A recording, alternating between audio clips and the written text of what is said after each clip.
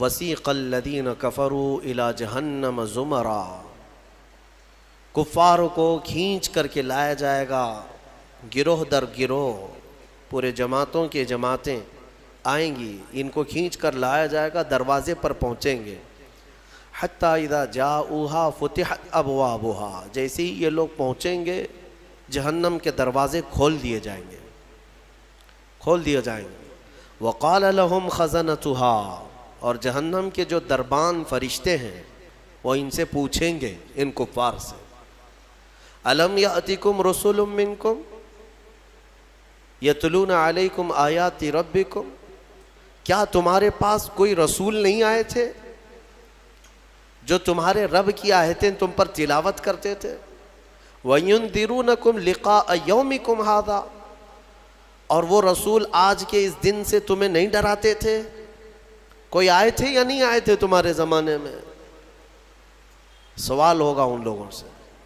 تو پھر وہ کیا کہیں گے جہنم کے دروازے پر پہنچ کر؟ قالوا بلا، کہیں گے کیوں نہیں، ہاں آئے تو تھے، لیکن انہوں نے جھٹلا دیا، مذاق کیا انبیاء کے ساتھ، پھر ان پر عذاب جو ہے واجب ہو گیا، اور انہیں کہا جائے گا قیل ادخلوا ابواب جہنم خالدین فیہا، کہا جائے گا جہنم میں داخل ہو جاؤ ہمیشہ ہمیشہ کے لیے، ہمیشہ کے لیے، نان اینڈنگ، کبھی ختم نہیں ہوگا۔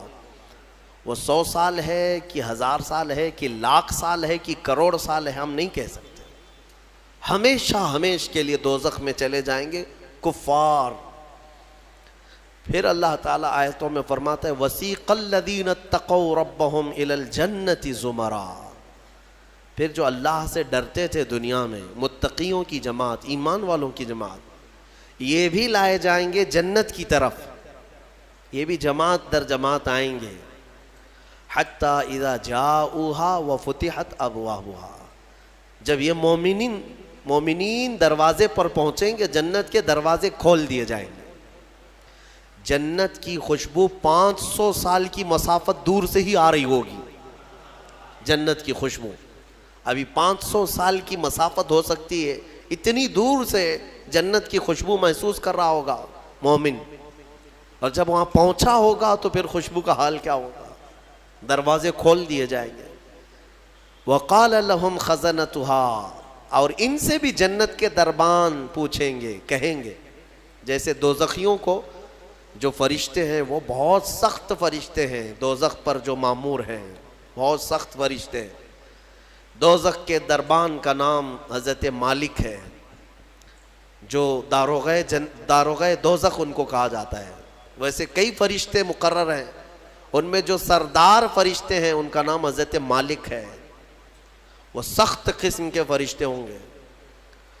اور پھر جنت کے جو دربان ہیں وہ حضرت رضوان ہیں، جنت کے داروغہ فرشتے ہیں، سردار فرشتے جو ہیں، جنت کے سارے دروازوں کے امور جن کے ہاتھ میں ہیں وہ حضرت رضوان، وہ بھی فرشتے ہیں۔ جب مومنین وہاں پہنچیں گے دروازے کھول دیے جائیں گے، ان سے بھی وہ دربان فرشتے کہیں گے، کیا کہیں گے؟ ویسے نہیں، کیا تمہارے پاس رسول نہیں آئے تھے؟ کیا تمہیں آج کے دن سے ڈرایا نہیں گیا تھا؟ بلکہ دروازے کھولتے ہی وہ کیا کہیں گے؟ وَقَالَ لَهُمْ خَزَنَتُهَا سَلَامٌ عَلَيْكُمْ، فرشتے کہیں گے اللہ کی سلامتی ہو تم پر، آ جاؤ، طِبْتُمْ فَادْخُلُوهَا خَالِدِينَ، مبارک ہو تمہیں، آؤ اندر ہمیشہ ہمیشہ کے لیے۔ جو جنت میں جائے گا وہ بھی ہمیشہ کے لیے جائے گا۔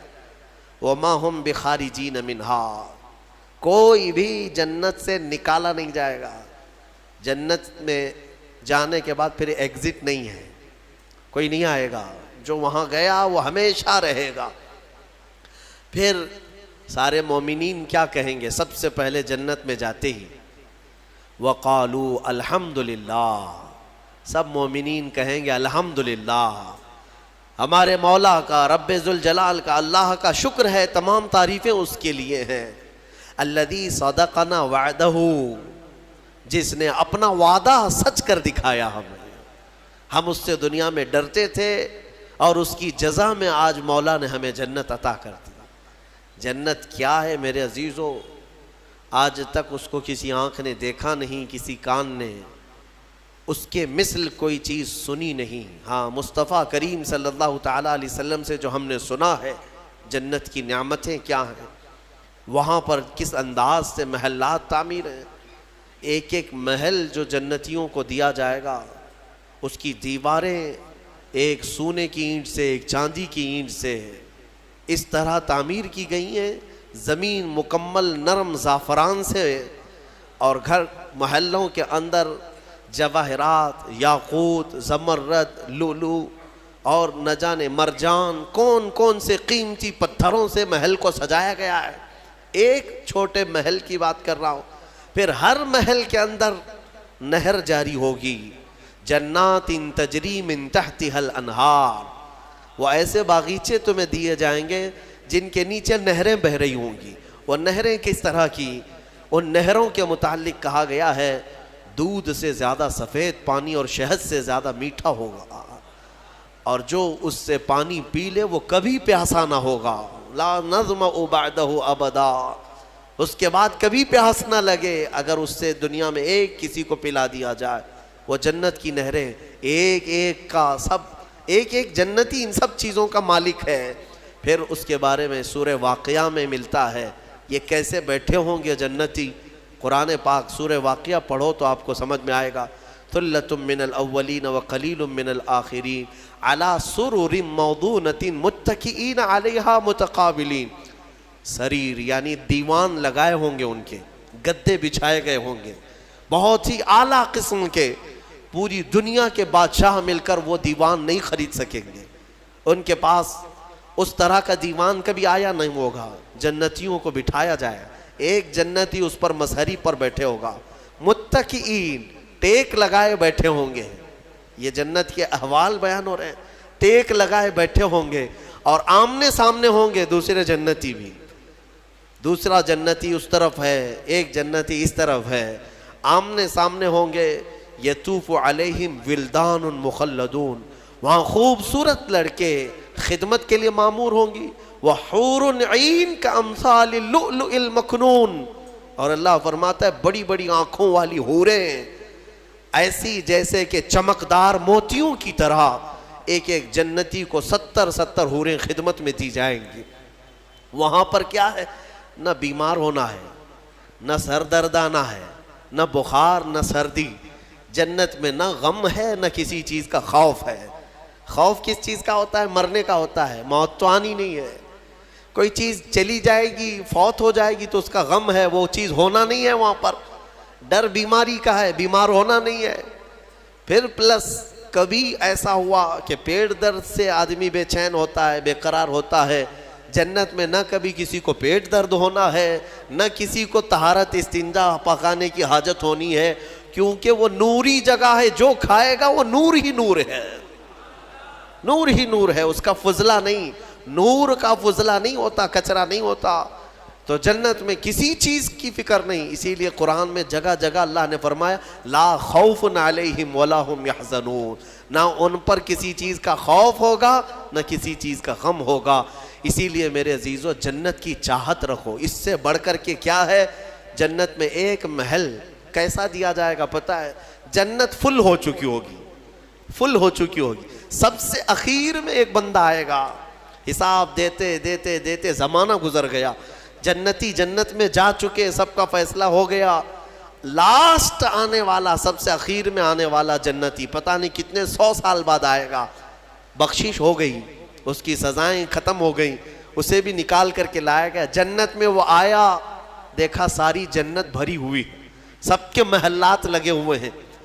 ظاہر سی بات ہے انٹرنس پر سیدھے ہی آتے ہی بڑے بڑے محلات اور سب کے نام لگے ہوئے ہیں. یہ حسرت سے دیکھنے لگا، میں بہت تاخیر سے آیا، مجھے جگہ ملے گی یا نہیں ملے گی. سب سے اخیر میں آنے والا جنتی تو وہ جنت میں اندر آئے گا، رب تبارک و تعالیٰ سے پوچھے گا کہ مولا میری جگہ ہے یا نہیں جنت میں. رب تبارک و تعالیٰ فرماتا ہے جنت میں اس بندے سے پوچھتا ہے تیری کیا خواہش ہے. جنت میں یہ محلات سب کو جو دیے گئے ہیں وہ کتنے بڑے ہوں گے میں انداز آپ کو بتاتا ہوں. اس بندے سے پوچھا گیا، وہ بندہ کہتا ہے میرے لیے کوئی جگہ ہے یا نہیں.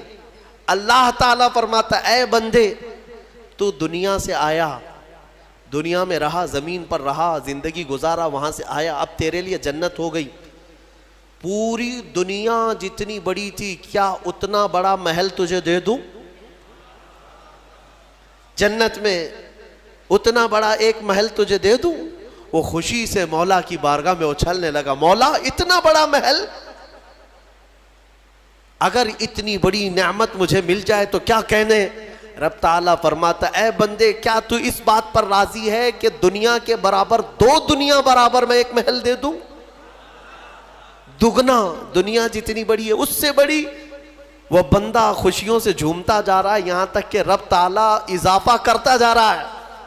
حدیث پاک میں ہے، اللہ تعالیٰ نے فرمایا کہ پوری دنیا کے برابر 3 گنا بڑا محل تجھے جنت میں دے دوں۔ وہ اش کرنے لگا، مولا یہ میری حیثیت سے زیادہ ہے اور تیرے فضل کے لیے کوئی چیز کمی نہیں ہے۔ پھر مولا تبارک و تعالیٰ حکم دے گا کہ اس بندے کو جو دنیا سے آیا، سب سے اخیر میں آیا، پوری دنیا کے برابر 3 گنا بڑا کر کے اسے محل دیا جائے۔ یہ سب سے اخیر میں آنے والے کا ہے، جو شروع میں جا چکے ہوں گے ان کے محلات کتنے بڑے ہوں گے، اور جنت کی وسعت کو تم اندازہ بھی نہیں کر سکو گے، وہ کتنی بڑی ہے، کتنی چوڑی ہے، نہ تمہارے کیلکولیشن میں آ سکے گا، نہ حساب میں آ سکے گا۔ جنت کو کس قدر پھیلایا گیا ہے میرے عزیزوں۔ اب نعمتیں ایسی ہیں کہ اللہ تعالیٰ فرماتا ہے، جنتی جب جنت میں جائیں گے، کلما رزقوا فیہا من ثمرۃ رزقا قالوا ھذا الذی رزقنا من قبل۔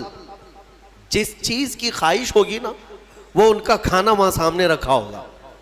پھل کھانے کی خواہش، وہ جو کھانے کی خواہش کریں گے جنتی، وہ وہاں پر خدمتگار جنت میں لا کر ان کے سامنے رکھ دیں گے۔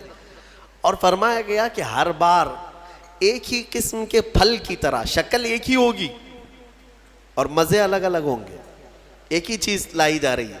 تو جنتی، ہو سکتا ہے آپ نے سیب کھانے کی خواہش کی، لایا گیا، بعد میں کیلا کھانے کی خواہش کی گئی، پھر ویسے ہی سیب کی طرح ہی شکل لائی گئی، پھر بعد میں آپ کو گوشت کھانے کی خواہش ہوئی، تب بھی سیب کی طرح ہی چیز لائی گئی۔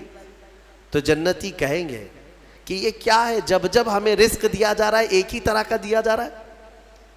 تو رب تبارک و تعالیٰ قرآن میں فرماتا ہے، کلما رزقوا منہا من ثمرۃ رزقا قالوا ھذا الذی رزقنا من قبل، کہیں گے وہ ایسا ہی ہم کو اس سے پہلے بھی ملا تھا۔ اللہ فرمائے گا وہ ایسا نہیں ہے، وہ اتو متشابہا، بلکہ اس سے ملتا جلتا ہے، لیکن تم کھاؤ، جو تمہارے من میں لذت چاہیے وہ اسی میں مل جائے گی۔ جنت کی نعمتوں کو ہم کیسے بیان کر سکیں میرے عزیزوں۔ پھر اس سے بڑی نعمت یہ ہے کہ جنتی کے لیے اتنی آزادی کہ وہ پوری جنت میں جہاں چاہے گھومے پھرے، سیر کرے، وہاں کے جنت کی نعمتوں کو دیکھے۔ جنتی کی کبھی خواہش ہوگی، وہ عرض کرے گا کہ مولا میں سیر و تفریح کے لیے تیری اولیاء کے دربار دیکھنا چاہتا ہوں، اسے لے جایا جائے گا۔ اللہ تعالیٰ کے جو محبوبین ہیں اولیاء، ان کے پاس جنتی کو لے جایا جائے گا۔ میرے عزیزوں، وہ کیا سہانا منظر ہوگا جب تم غوث پاک کو بھی دیکھ رہے ہو، غریب نواز کو بھی دیکھ رہے ہو، جسے چاہتے ہو اسے دیکھنے کی غرض سے تم جنت میں تفریح کے لیے، سیر کے لیے نکلے ہوں گے۔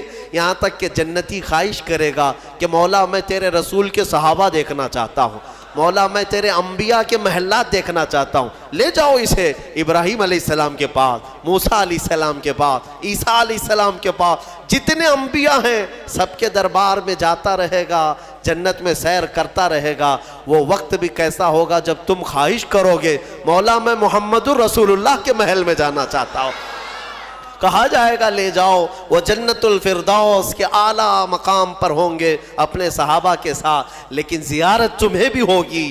رسول کریم صلی اللہ تعالیٰ علیہ وسلم کے دربار میں بھی جنتی پہنچیں گے، ہر ایک کو دیکھیں گے۔ پھر جانتے ہیں جنت کی سب سے بڑی نعمت کیا ہے؟ سب سے بڑی نعمت کیا ہے؟ جنت کی سب سے بڑی نعمت یہ ہے کہ رب تبارک و تعالیٰ فرمائے گا، بندے سب کی تو نے زیارت کی، اب حجابات ہٹاتا ہوں تو میرا بھی دیدار کر لے۔ اللہ رب العزت وہاں پر حجابات ہٹائے گا، اور بندے کے لیے سب سے بڑی نعمت یہ ہے کہ جنت میں بندہ اپنے رب کا دیدار کرے گا۔ وجوہ یومئذ ناظرہ الی ربہا ناظرہ، قرآن میں اللہ فرماتا ہے وہ چہرے کیسے چمک رہے ہوں گے جو اپنے رب کی طرف خوشحالی میں دیکھ رہے ہوں گے، مولا کو دیکھ رہے ہوں گے۔ اور ایک روایت یہ بھی ملتی ہے جنتیوں کو اس دن یہ کہا جائے گا کہ اے جنتیوں آج تم کچھ سننا پسند کرو گے؟ کہیں گے مولا تیری حمد، تیری ثنا، تیرے حبیب کی تعریف۔ دنیا میں گانے بجانے نہیں سنتے تھے، بچتے تھے، اپنے کانوں کو بچاتے تھے، جنت میں انہیں سنایا جائے گا۔ کس سے؟ کہا جائے گا حوران جنت کو کہ اپنی سریلی آواز سے انہیں نغمات توحید سناؤ، اللہ تعالیٰ کے حمد کی، توحید کی وہ سریلی آواز میں نغمات سناتی رہیں گی۔ جانتے ہیں جس کو سننے کا شوق ہوتا ہے وہ مدہوش ہوتا ہے۔ ہاں، اللہ رب العزت کی حمد حوران جنت سے سنتے سنتے 100 سال گزر جائیں گے، 100 سال گزر جائیں گے۔ پھر رب تبارک و تعالیٰ فرمائے گا اے جنتیوں سیراب ہو گئے؟ کہیں گے مولا اور بھی ہم سننا چاہتے ہیں، اور بھی ہمیں سنایا جائے۔ پھر کہا جائے گا دنیا میں سب سے میٹھی آواز حضرت داؤد علیہ السلام کی تھی۔ داؤد علیہ السلام، لحن داؤدی مشہور ہے۔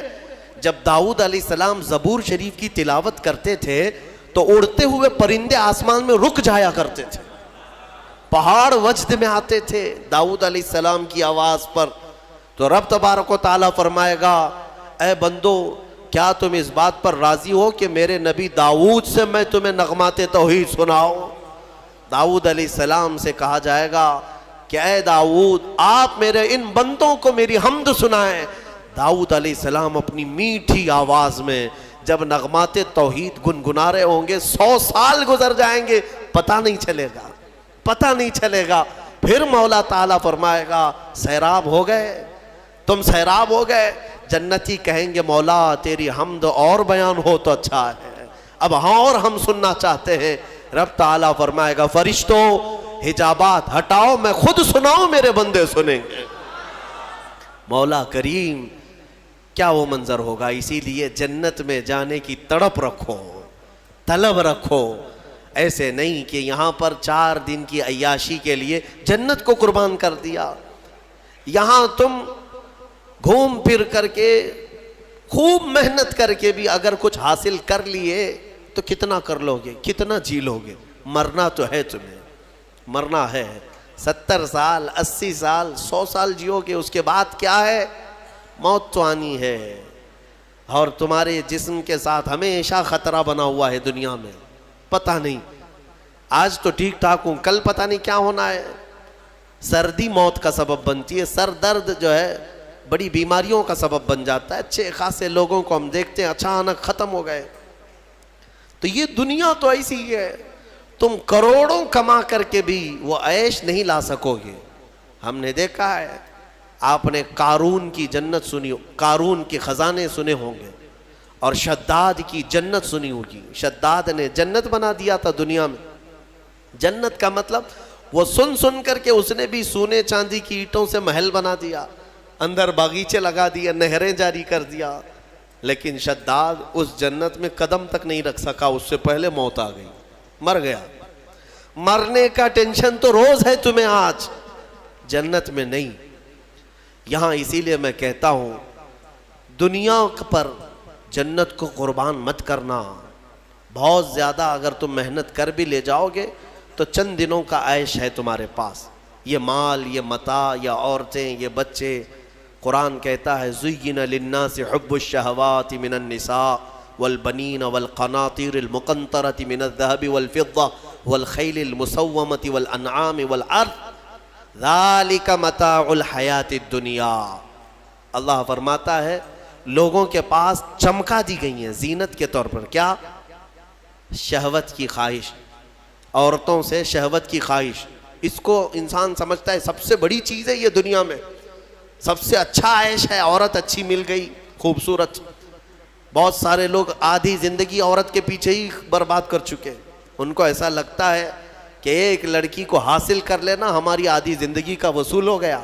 تمہیں پتہ بھی نہیں، یہ تو جوڑے اللہ نے ویسے بھی تمہیں دیے ہوئے، اور اس پر سر کھپانا صبح سے شام، شام سے صبح، بیچارہ پریشان ہے ایک عورت کی خاطر۔ ہم دیکھتے ہیں اکثر نوجوانوں کی زندگیاں اسی میں ختم ہیں. وہ اسے محبت سمجھتے ہیں, اسے عشق سمجھتے ہیں. دیوانوں, یہ جسموں کے ملاپ کو محبت اور عشق کہاں کرے ہو. محبت اور عشق ایک بہت ہی مقدس الفاظ ہے, مقدس الفاظ ہے. ہاں, صرف آدمی اپنے جسمانی سکون کو حاصل کرنے کے لیے, اپنی شہوت کو پوری کرنے کے لیے محبت کا نام دے رہا ہے. محبت کیا ہے؟ محبت تھوڑی نہ ہے. عورتوں کی خواہش میں آدھی زندگی ختم ہوئی.